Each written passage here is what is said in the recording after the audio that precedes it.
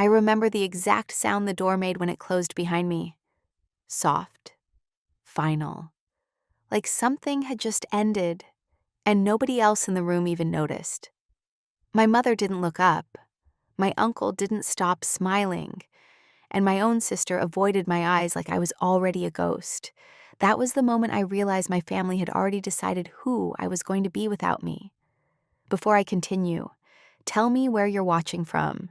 And if you've ever faced betrayal, hit like and subscribe, because what happened next will shock you. The lawyer cleared his throat and slid the folder across the table. The paper smelled like fresh ink and old lies. My father had been dead for 3 weeks. 3 weeks of casseroles, fake hugs, and whispered prayers. 3 weeks of people calling me strong when they thought I couldn't hear them. But now we were here. Downtown Atlanta. Glass walls. Quiet office. The kind of room where money decides who speaks. My name wasn't the first one read.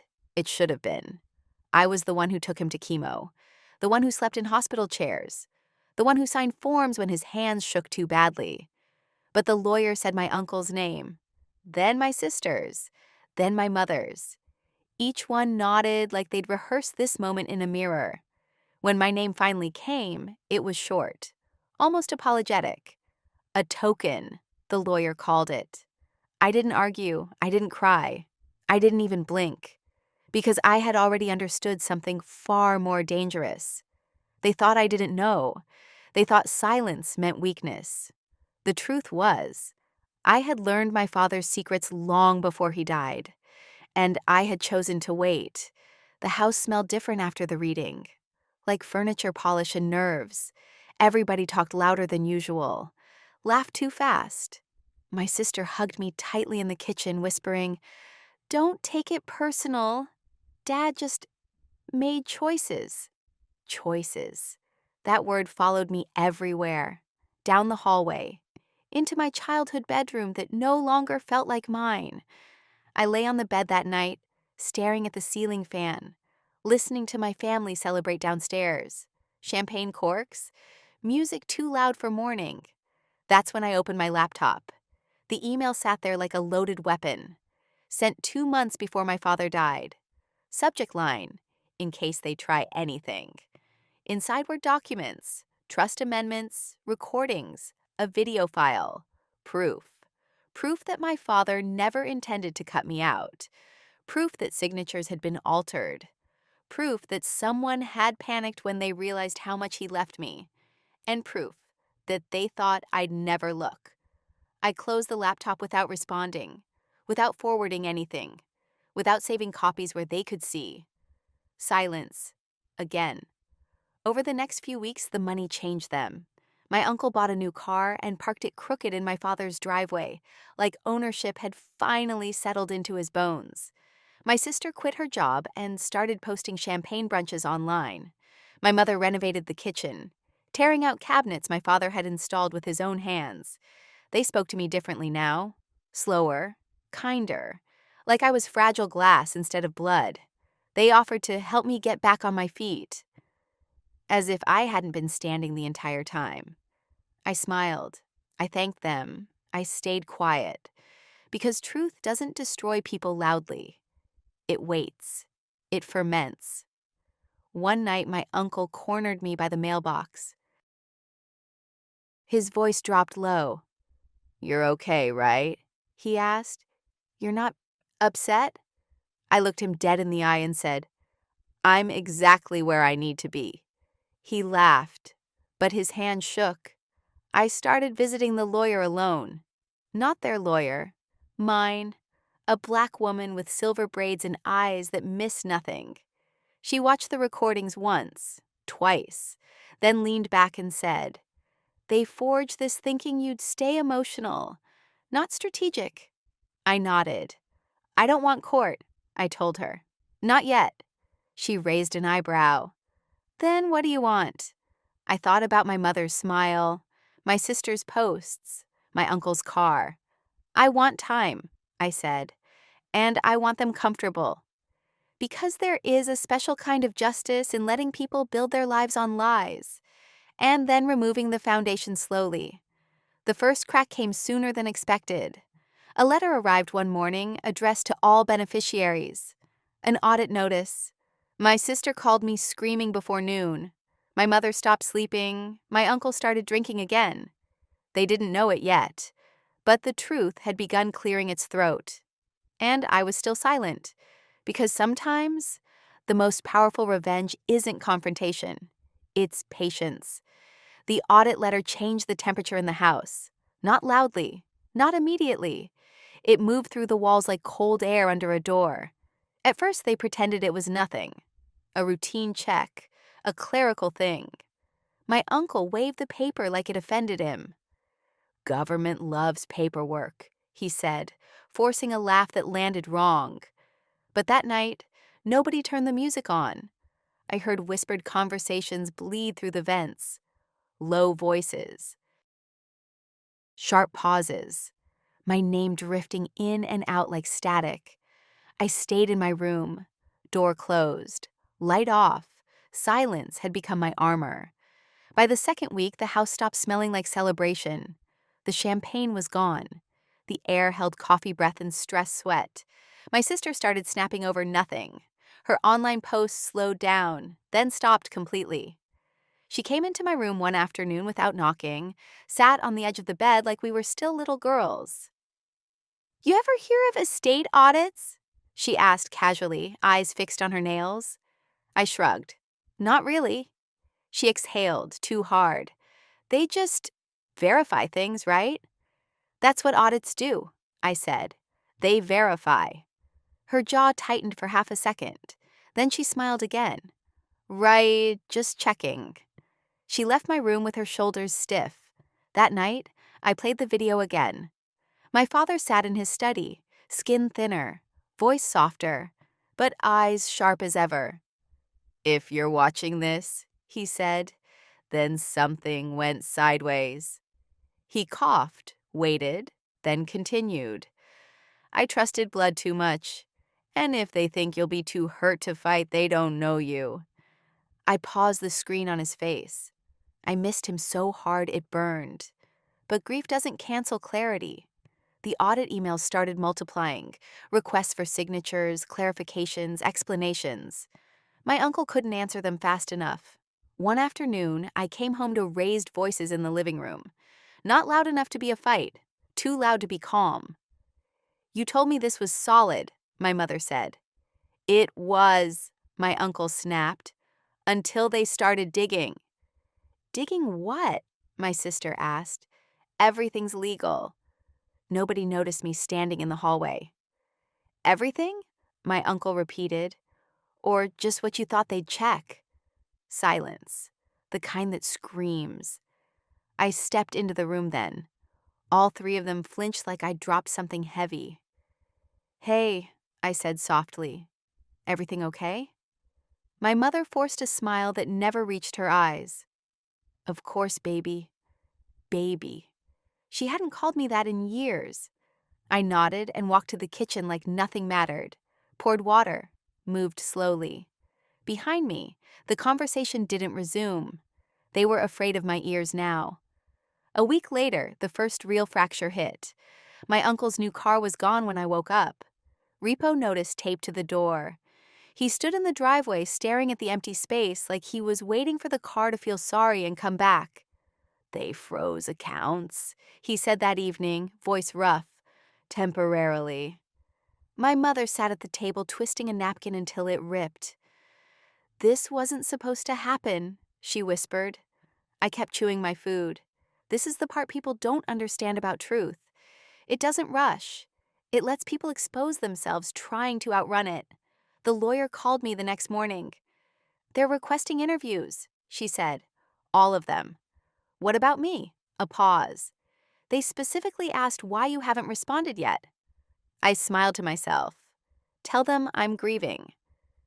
When the interviews started, the house turned into a war zone of half-truths. My sister practiced answers out loud in the mirror.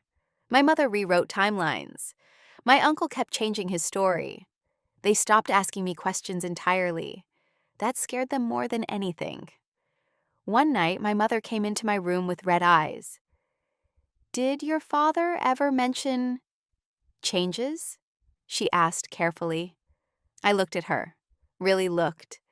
This woman raised me, braided my hair, held my hand at graduations. She had also signed papers she knew weren't right. I don't remember, I said. She studied my face, searching for something familiar. She didn't find it. After that, things spiraled. Credit cards declined. Contractors stopped returning calls. The kitchen renovation froze halfway, cabinets missing like broken teeth. Neighbors started asking questions. And then came the call that shifted everything. The lawyer's voice was calm, professional. They found inconsistencies, she said, significant ones. My heart beat slow, steady. What does that mean? It means someone altered documents after your father signed them. Someone? Yes, she said. And now they're looking for motive. I went home that evening to a house that felt smaller. My sister was crying openly. My uncle paced like a trapped animal. My mother sat very straight, very still. They all looked at me when I walked in. For the first time since the reading, they looked at me like I mattered. Sit down, my uncle said. I didn't. What's going on? I asked. My sister wiped her face. They think someone manipulated Dad. I tilted my head. That's terrible. My mother's voice cracked. They're asking about you. The room held its breath. About me how? My uncle swallowed. Whether you knew anything. I met his eyes. And what did you tell them? No one answered. That was when I understood something important. They weren't afraid of the audit anymore. They were afraid of me. Because silence only works until people realize it's intentional. And once they do, they start wondering what you're waiting for. Fear has a sound, it's quiet, dry, like breath held too long. That's what filled the house after that question went unanswered. They didn't push me again that night. They didn't need to. I could feel their thoughts following me down the hallway, measuring, replaying every moment they'd underestimated. I slept better than I had in weeks, because when people start fearing you, they stop controlling the narrative. The interview letters arrived 3 days later, individually addressed, sealed, heavy. My sister ripped hers open immediately. My uncle read his 3 times.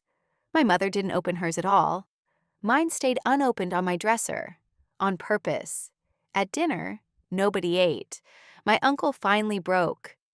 If anyone knows anything, he said, eyes darting, now would be the time to say it. I looked at my plate, then up. Why? I asked softly. So stories can match? He slammed his hand on the table. This isn't a game. No, I said, it's an audit. Silence swallowed him.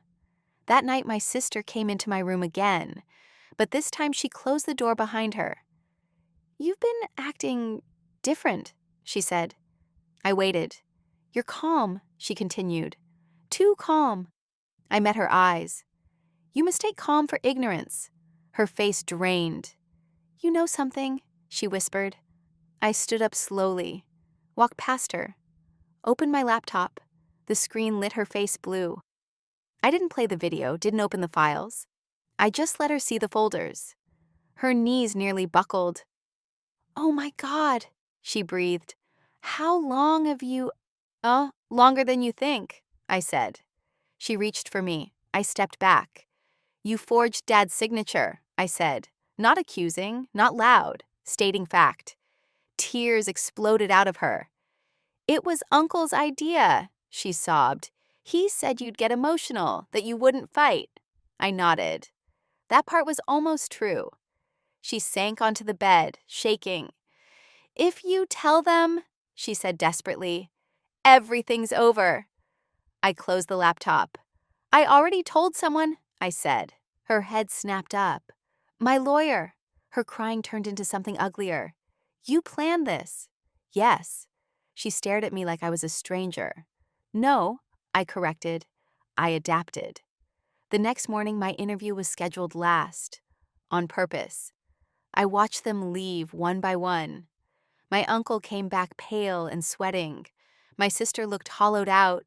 My mother wouldn't meet my eyes. When it was finally my turn, I walked into that same glass office, same table, different power. The investigator spoke gently. "Did your father ever mention changes to his estate?" "Yes," I said. "When?" "Before he died." "Did you see the documents before they were altered?" "Yes." Their pens paused. "Why didn't you come forward sooner?" I inhaled. "Because people reveal everything when they think they've won." The room went very still. I handed them the drive. Audio, video, emails, time-stamped. Proof layered on proof. When I finished, the investigator leaned back and said, "They underestimated you." "I know." I didn't go home right away. I sat in my car, letting the sun hit my face, letting grief finally move. My father hadn't been weak. He'd been careful. And he trusted me to finish what he couldn't. When I did return, the house was chaos.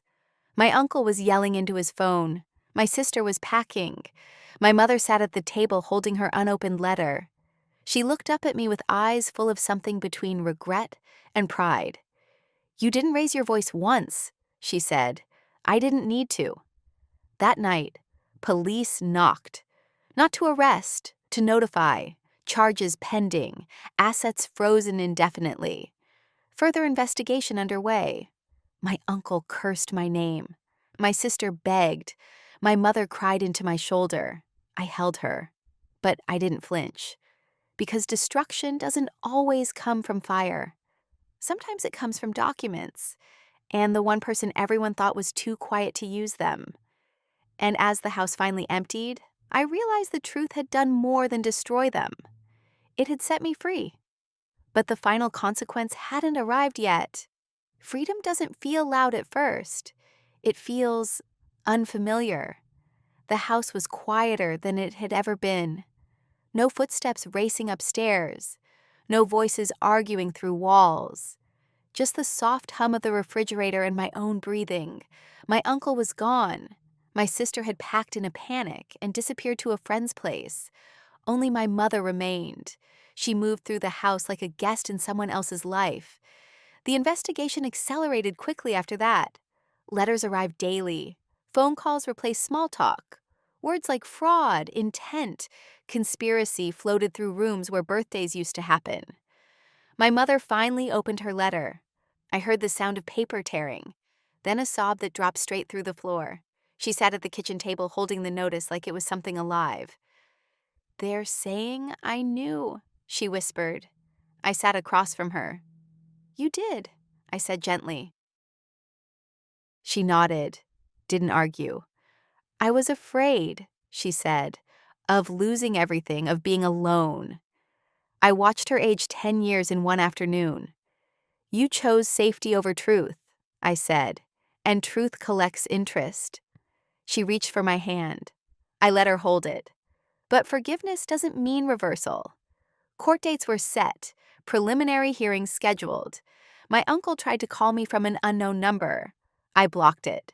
My sister sent long messages, apologies mixed with excuses. I didn't reply. Silence again.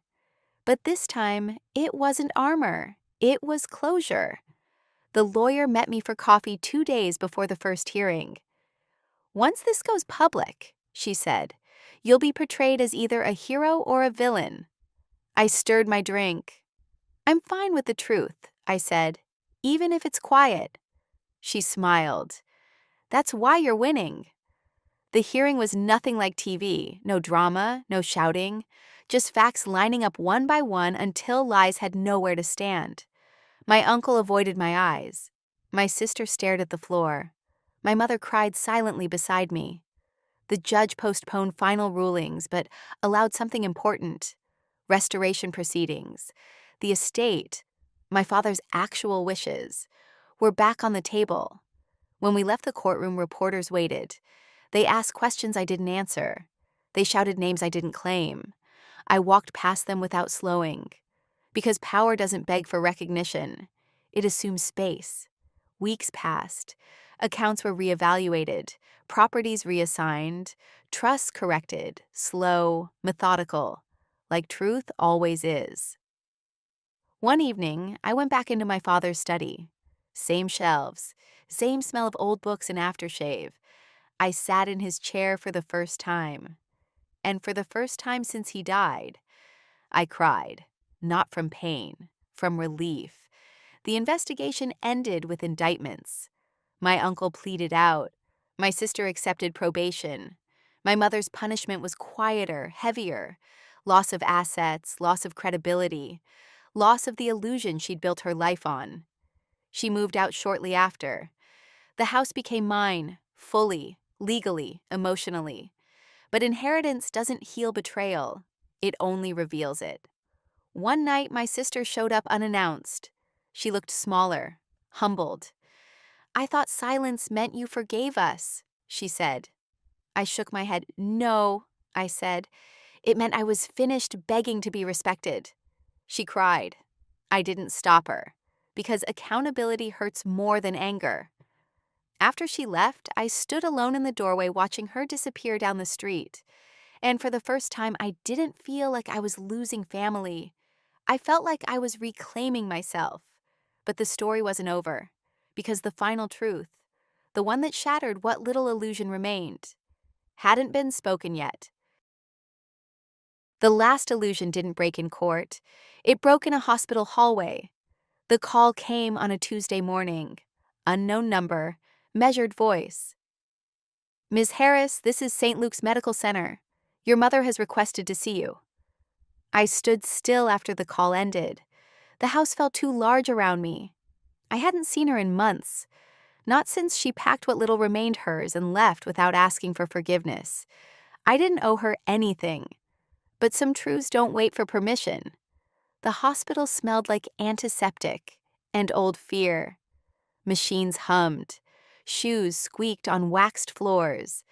She looked smaller than I remembered, pale, wrapped in blankets that couldn't keep her warm. When she saw me, her eyes filled instantly. "I didn't know who else to call," she said. I sat down slowly. "What's wrong?" I asked. She swallowed. "They're saying it's my heart," she whispered. "Stress, guilt, everything catching up." I nodded, listened. Silence again. But this time it was heavy. "I need to tell you something," she said. I waited. Not impatient, not kind, ready. She stared at the ceiling like the words were written there. "Your father figured it out earlier than you think," she said. "He knew your uncle was pushing. He knew your sister was weak." My breath slowed. "He came to me first," she continued. "Told me he was changing things, that he was protecting you." Her voice cracked. "I was afraid," she said. "Afraid he'd cut me out too. Afraid of starting over." My chest tightened. "So I warned them," she whispered. The room tilted. "Warned them?" I repeated. "I told them he was changing the estate," she said. "That they needed to move fast." My fingers curled into my palm. "So, the forgery," I said quietly. "Wouldn't have happened without me," she finished. There it was. Not assumption, not implication, confession. I stood up. She grabbed my wrist with surprising strength. "I didn't think it would end like this," she cried. "I thought you'd forgive me. I thought blood would matter." I looked at her hand on my skin. "Blood mattered to me," I said. "That's why this hurts?" Tears streamed down her face. "I loved your father," she said. "I know," I answered. "That's what makes it worse." I left without yelling, without slamming doors. The drive home felt endless. That night I played the video again. My father's voice filled the room. "If it comes down to it," he said, "you choose yourself, even if it costs you family." I whispered. I did. The next day my lawyer called. "There's one more matter," she said. "Your mother's testimony changes the scope of the case." Meaning, she implicates herself directly, but also, She confirmed something else. I closed my eyes. What? That your father left you a contingency clause, she said. One that activates only if internal fraud is proven. My heart skipped. What does it do? She smiled through the phone. It transfers everything, she said. Not just assets, authority, control, naming rights, business oversight. My knees weakened. They never saw it, she continued, because they removed the page. And now? Now it's enforceable. I laughed once, not happy, in disbelief. The final hearing came faster than anyone expected. New evidence, new statements, my mother's confession on record. The judge didn't hesitate. The ruling was clean, sharp. Everything reverted to my father's original intent. Everything flowed through me. When it was over, my uncle wouldn't look up. My sister cried silently. My mother didn't attend. Outside the courthouse, reporters asked one question over and over. How does it feel? I answered honestly. It feels complete. That night, alone in the house, I walked room to room. Each space felt different now, not haunted, claimed. I opened the final envelope my lawyer had given me. Inside was a letter, my father's handwriting. If you're reading this, they showed you who they really are. Believe them. And don't carry guilt that isn't yours. I folded it carefully, but as I placed it back, I noticed something else. A second page, unaccounted for, 3 sentences, and a name I hadn't expected to see. My breath caught, because the truth hadn't finished unfolding yet, and what my father revealed next would change everything I thought I'd already won. The second page shook in my hands, not from fear, from recognition. A name written in my father's careful script, a name I hadn't heard spoken in years. Marcus Lewis, my half-brother. The room felt suddenly smaller. I sat down hard, the leather chair exhaling beneath me like it knew this weight. I hadn't imagined him. I hadn't dreamed him up as a lonely child. He was real, and my father had hidden him, to protect him. The letter was short, precise. My father never wasted words when they mattered. Marcus is older than you, different mother, different kind of danger. I kept him out of this family because this family eats its own. My throat tightened. If they turn on you, bring him in. If they leave you standing alone, remember, you were never truly alone. I pressed the paper to my chest. All this time, I thought I was surviving betrayal.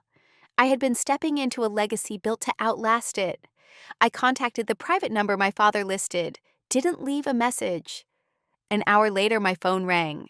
His voice sounded like gravel and calm. So, he said, you finally know. We met 2 days later. No dramatics, no tears, just 2 people sitting across from each other in a quiet cafe, studying the same eyes in different faces. I didn't want the money, he told me. I wanted him safe. I know, I said. He smiled, the same restrained smile my father used when he'd already made peace with things. We talked for hours, about boundaries, about truth, about how family isn't proximity, it's intention.